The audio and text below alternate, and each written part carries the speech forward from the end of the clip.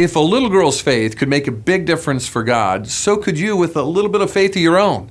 In 2 Kings chapter 5, we have the incredible story of a maidservant, a girl who's probably about 10 to 12 years of age, who's been taken captive in a number of raids by the Syrian armies. And now she's living in a foreign land away from her nation, the nation of Israel. She's away from her family, and she's being treated as a servant, as a slave in this household of this general of a foreign nation. Well, the man of the household, Naaman, the general, the great military commander of the Syrians, gets leprosy, and he's dying of this dreaded disease. When this little girl hears about it, she has compassion on him. And she has this childlike faith and expresses it to her master. And she says, if only my master would go back to my people in Israel and talk to the prophet there, he would be healed.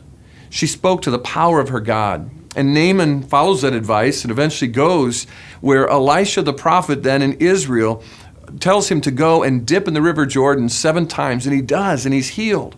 But all of that occurs, this great healing and this testimony for God among pagan people occurs because, as 2 Kings 5 verse 3 talks about, this little girl simply had a childlike faith that her God could take care of her master's needs. Do you have that kind of faith? Do you have that kind of clarity to those around you in the world today? We all need that kind of childlike faith to make a big difference for God.